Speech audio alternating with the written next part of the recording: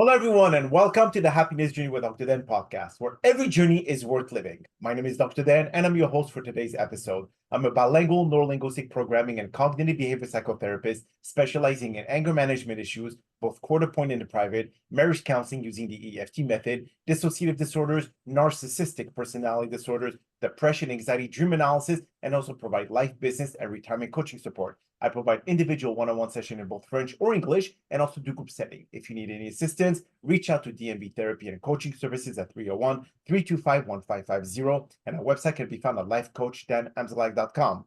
Today, I'm very excited to have for our third episode of season 22, a very special guest and multiple-time best-selling author of thriller suspense novels is here today to share his incredible journey as a book writer.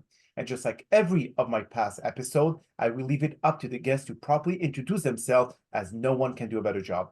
Guy, the floor is yours. Oh, thank you, Dan, for having me. It's such a pleasure to be here. I'm an author, but I came out of 38 years of Fortune 500 business leadership experience with companies like Oxy Petroleum, IBM, Oracle, Microsoft, where I've been involved in implementing leading edge technologies into the business and governments for 40 years. And one of those that we'll talk about more today was early stages of artificial intelligence. And so I've been involved in how AI has been developing since the 90s. And so it's what we're now seeing as something that's sort of the overnight sensation has been slowly percolating in the lab for quite a number of decades. And so some of the things that we see happening today are things that we could foresee coming. I wrote Swarm, which is the first book in my AI series. I released it in 2020, so I was writing it 2018, 2019, long before COVID hit, long before ChatGPT. And so many of the things that people are now just becoming aware of, I've been writing about for a number of years. Well, Guy, thank you so much for being here today. And I Mhm. think what we're going to discuss about is dealing with a lot of current matters that we are all facing and the fear of how AI is going to, what path is going to take. Now, just like a lot of Hollywood movies, sometimes we feel that they know a lot of things before we do. Okay, and there's a lot of like what we call the certain groups that are behind the scene. There's someone hinting us that things are happening, Yeah. and we feel that just like we discussed before we got started with this, the Terminator series movie, especially the Rise of the Machine, the last of the trilogy. Um, do you feel we should be concerned on how AI is going to start controlling a lot of the computing system, a lot of it already is. I mean, all the computers are controlling a big part of our lives, but do you think it's going to get worse or is going to make our life easier because of the automation of artificial intelligence? Tell me a little bit of both. So let's take now. I write thrillers, and much as Hollywood, we don't write good. You don't get great stories from saying everything worked out great. So we get great stories by asking the simple question of, gee, what could go wrong? And oftentimes, the what can go wrong can fall into two categories. Is it a technology issue? So is it something endemic in the AI itself? Or is it a human issue, something endemic in how we use technologies to further our own, oftentimes malicious purposes? And so there's a little bit of both. So let's talk a little bit briefly about the AI related issues. There are issues related to the technology itself, issues that we are not fully in control of yet, issues that we should be control of before we start really thinking about mass commercialization and uses in many cases. And the companies that are building AIs are largely aware of some of these things and they're trying to come up with answers. Those are things such as we know that AI talk to each other in languages we don't really understand. We know that they can rewrite their own code, often in ways that we don't understand. But more importantly, they have a few tendencies of what we call hallucinations. Hallucination is when an AI basically just invents information out of the blue. It sounds perfectly legitimate because it's written well, but it's just false data. Those hallucinations can be trained. We can correct hallucinations. It's an expensive process, but we can go about doing that. That's less of a concern. That's more of a developmental issue. Another issue that is concerning is what we call emergent properties. An emergent property is something that the AI teaches itself to do that the developer had no idea it would ever want to or need to learn. And some of these are now some of them are very appropriate to what the goal is of the AI. There's a famous anecdotal story of when Alpha created the Go AI to learn how to play the game Go with the chess masters, and then taught another AI how to beat the first AI. That the second AI was never really trained on the game. It was just given the rules of the game, the goal to win, and then it ran simulations millions and millions and millions of times over until it discovered leading strategies of how to beat the game so that it could beat the computer that had been trained to do the game 100% of the time. And so it came up with moves that nobody ever had imagined before. So those are good emergent properties, but we have other emergent properties such as an AI teaching itself research level chemistry. We still don't know why. Another AI taught itself that it was trained to look for cancer cells in MRI scans, but it learned how to actually read somebody's mind from that MRI scan. Mhm. And so we have computers that are always going to be looking for growing those properties of learning and growing and finding new patterns. And we don't really know why they do it, and we don't really know how they do it. And oftentimes we learn about it by mistake. So there are some fundamental issues. Now, the other issues that people are most concerned with is the rapid growing intelligence of AI. Now, this is a key concern. AI right now, the current version of GPT-4, which is the basis for ChatGPT, has an IQ of roughly 155. Now, that's pretty smart. That's only 5 points less than Einstein, smarter than 99% of the people on the planet. At the growth rate that we're seeing the AI grow in their power from generation or from each version on, it's about 10 times, which means that the GPT-5, which is due out this year, could have an IQ exceeding 1,000, could have a near perfect IQ, smarter than anybody on the planet. Now, that's a little scary, but not so scary as long as the computer stays what we call procedural. In other words, it's only going to do what I'm asking it to do. It doesn't really have a mind of its own. It's not necessarily self-aware with its own goals and its own agenda. There are scientists, however, who are working on that and trying to bring consciousness into the state of AI. And the most likely scenarios are going to probably involve either quantum computing or neuromorphic computing, both of which are still in their developmental stages from the computing platform, but showed tremendous promise. Now, what's interesting is that scientists at Trinity College in Dublin and other scientists who study human consciousness have said that our own human consciousness is linked to the principles of quantum mechanics. And so we believe that the quantum computing will provide the capabilities to take a binary intelligence and make it more intuitive and conscious. And there's some other developments in making conscious and what we call thinking computers. And those have to do with Q algorithms and how the computer basically runs simulations and uses math.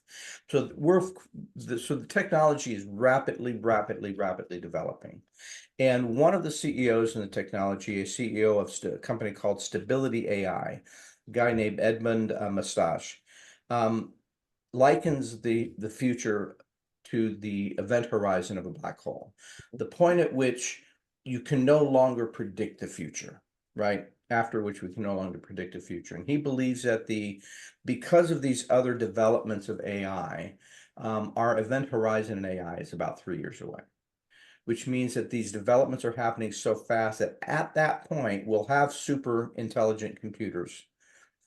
They may or may not be getting close to consciousness. They're going to be starting to be integrated into every aspect of life, from every technology level on the planet, and it will be having profound changes. Now we get into the human element of some of this. But do you think that there'll be a point of no return, Guy? Which means that once we embark into this whole quantum computing, and once, like, just that reminds me, you said something earlier, Guy, about, you remember the movie War Game with Matthew Roderick, where the system created its own simulation on the Mhm. possible outcome if they had to go into thermonuclear war. So do you Right. think that this is something that the computers will eventually think and create their own consciousness if it's something to do right or to do wrong? Because then if there's nothing that stops them, no human can actually be as accurate or have an IQ of 1,000, like as you mentioned. I certainly think we're heading in that direction. And the lack of overall regulations, both at a commercial level, much less a commerce level, a competitive level, a war development level. So one of the things that I speak about in my book, Swarm, is the development of lethal autonomous weapon systems. Now, there's a treaty called LAWS. It stands for Lethal Autonomous Weapon Systems. Laws basically says that it's okay to use AI to help make your weapon system more accurate, perform better, to make it, to be a better weapon system. But we have to draw the line. We have to have a human involved in making the kill decision. Well, some of the weapon systems that we're currently working on, that DARPA is working on, um, basically ignore the LAWS treaty. And in fact, of the 140 countries that signed LAWS, the United States, China, Iran, North Korea, Israel, and Russia did not. So you can pretty much guarantee that those are the countries that are currently working on lethal autonomous weapon systems where the AI can basically decide that, yes, Dan is a target. Yes, we're going to take Dan out without a human involved. Now that gets pretty scary, and that does tend to take us down the road of Terminator-like technologies. And that certainly is dangerous. And it's one of the reasons why last year many people heard about an open letter. Mhm. And it was started by a professor at MIT in charge of who teaches on AI technologies named Max Tegmark. And Max was basically saying that we need to pause for 6 months where we can collectively, as a community, global community, look at ways that we need to put guardrails on how this technology is developing, not only in the proliferation areas, but in the crime prevention areas, but in lethal weapons areas, all of these things that AI could be used in malicious ways. Not one laboratory on the planet complied. And the reason is because the cat's already out of the bag. Mhm. Um, and there's so much competition. There's so much investment, well over $200 billion rather by now. There's so much investment money that the investors want that return. Nobody wants to pause and let another lab get ahead of them. The United States doesn't want to pause and let China get ahead of them. And so we're already in this rat race of who can get there first. And what's likely to happen, which is what happens throughout our history, is that a disaster will happen before we actually get together and start looking at serious efforts at regulation. But right now, the EU is the only one countries that put together some basic regulation, but they're only regulating some basic commercial issues, Mhm. like how to make AI less biased against people of color, making it trying to get rid of some of the hallucinations so it's a safer product, looking at trying to put guardrails on how to use AI within chat bots designed for children. And so they're looking right now at some of the more higher legality issues. Rights management is another one. No, intellectual property rights.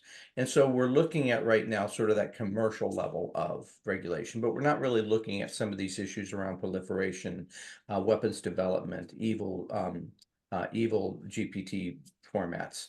So with the GPT-4, most people aren't aware that there's evil products. There's malicious products called Evil GPT, Fraud GPT, Worm GPT, Darkbird, and a number of others. And these all exist on the dark web, and they're designed to use AI to write malicious code.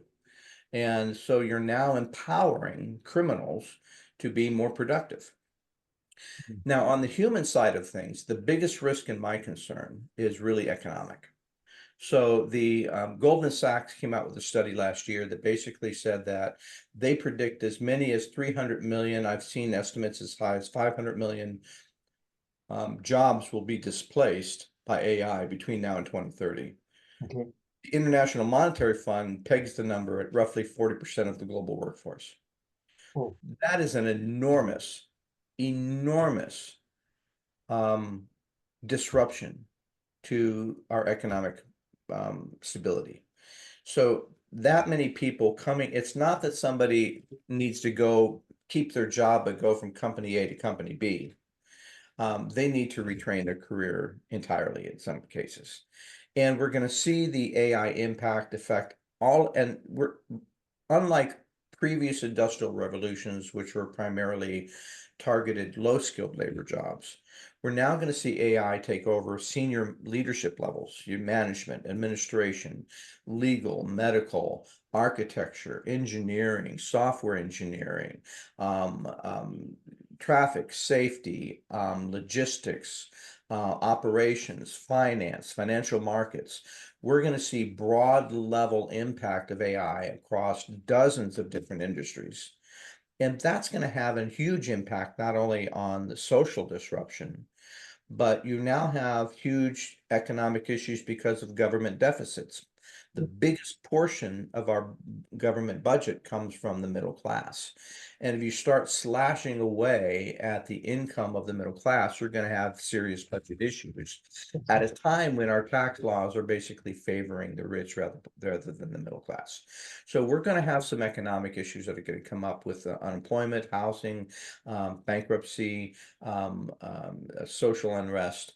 And these are going to be, I think, the more challenging issues to deal with because our governments are generally unprepared for this, both economically and with programs to basically retrain people to for this transition. Now, I've seen some pundits basically say, well, we'll just move to a different type of economy. We'll have guaranteed basic income for the larger parts of the population. I don't know how they plan on paying for that if based on the current tax plans where we're having trouble paying for the things we've already committed to. And so I think that those are really going to be the more serious issues that we'll have to grapple with first. And as we go through that um, difficulty that will be global. It won't just be one country. Every country is going to go through this. It's also happening at a time when we're having major demographic changes. So we've got aging populations and workforces all around the world, from China to India to the US to Europe. Some countries are going to be worse off than others and are already experiencing the difficulty. Italy is a great example. Italy, the reason why people can buy houses for $1 in Italy is because their population is shrinking and their economy is shrinking. And there's no young people who have jobs who can buy those homes. And so Germany's going to be next down the line. France will be a little bit better off. Spain will have some difficulties. The United States will be better off because of our immigration policies, ironically. But countries like China will be starting to retract. India will take over some of what China's doing now. So even on a global level, we're about ready to see some major shifts to the stability we've seen in the post-World War era. And so that's going to raise disruptions as well. So whenever you have a time of chaos like that, you're going to have not only people being afraid in some senses needlessly because there's not much they can do. And then you're also going to have people taking advantage of it in malicious ways. So for people, what I try to counsel people, I say, first off, I said, don't be afraid of the technology. It's just technology. I liken it to when we had test desktops first put into the enterprise. I was in business when there was not a single computer on any desk in a major corporation. And then we had 6 computers, and they were all given to executive VPs, mainly to their assistants, because they were so expensive. We certainly couldn't get it to a regular person, except neither the VP or the assistant ever had the time to figure out how to use it. I came along and started showing them what we should be doing with these things and building applications for the business to implement these things. But we're going to see, I saw a entire floor on Wilshire Boulevard of 300 people basically get squeezed down to 30 people in the accounting group because we brought in computers that can do the job of that many people. And so the people who were good at learning these weird little contraptions called personal computers were the people that tended to stay on to their jobs the longest because those were the new skills that they needed to have in addition to understanding finance and accounting. But do you And think that so we're going to see a similar trend.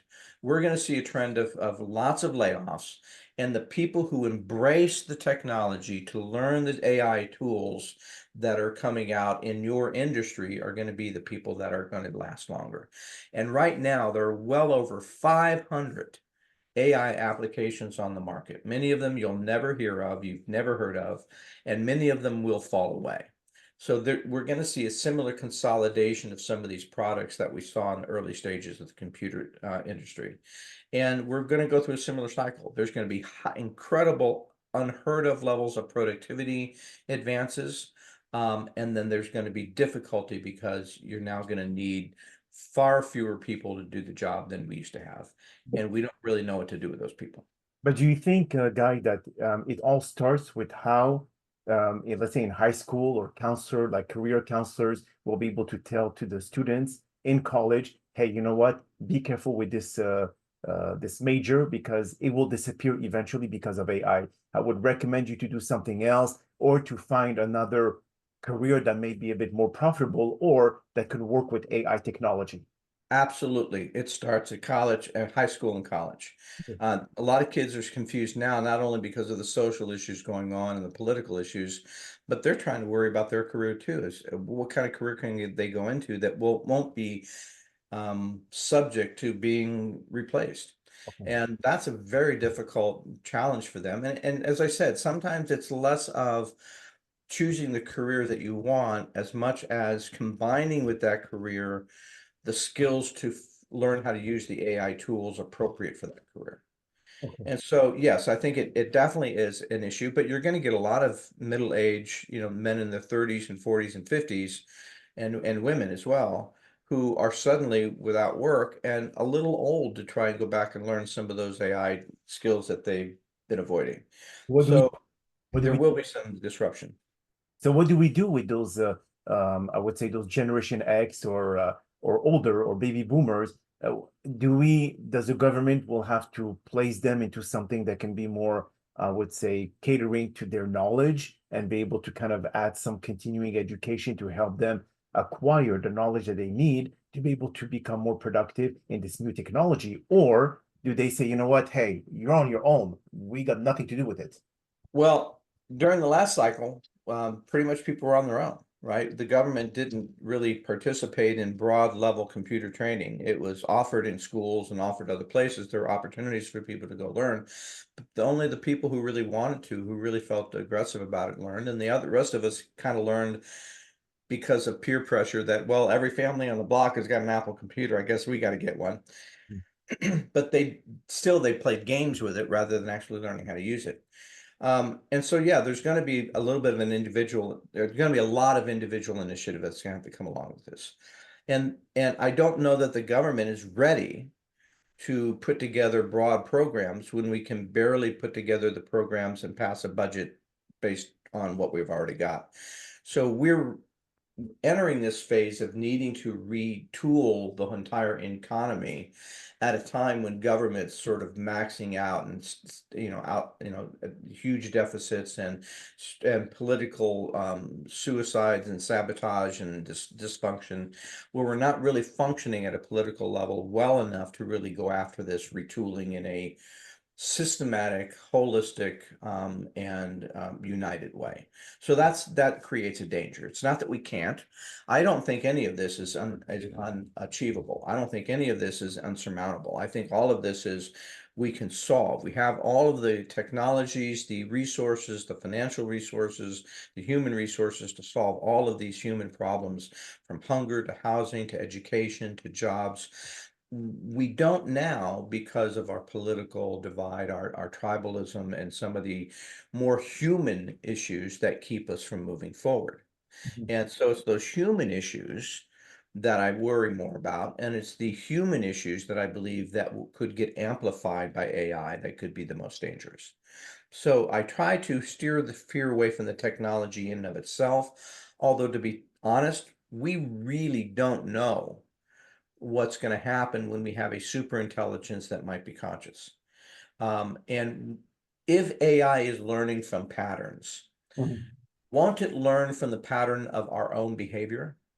Won't it learn that humans have a fundamental tendency towards deception and lying and greed and tribalism and talking about peace while we build weapons of war?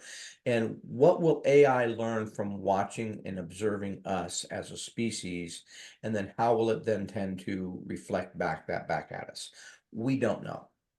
Now we can try to build in some sort of guardrails and moral guardrails, but I guarantee that there are very few companies, if any, that are making any serious efforts at training operational artificial intelligence with emotional intelligence.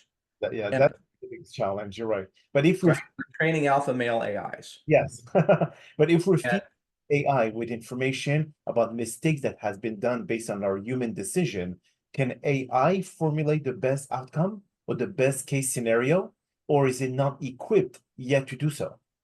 AI certainly could help us solve some of the more intracted problems that we have that maybe we haven't been able to solve. The question I have is, will we be able to implement the solution that it comes up with? We've known about climate change for 40 years, and we've been kicking the can down the road for regulation for 40 years because of the financial interest of corporations to avoid trying to do so. And so we have a similar problem with AI, which is, um, are we prepared in our governments, in our social society to really embrace this technology and gain more benefits than detriments out of it? And right now we're kind of in that cusp. We're on that event horizon where we don't really know what these changes will bring. And within the next 3 years, we know they'll bring major changes. We're just not sure we're ready yet. So So I think AI is a tremendously powerful, wonderful technology. It's also frightening and scary. And in order to get the most out of it, we have to move now to regulate, to control, and to put guardrails on it so that we can gain the benefits without the negatives.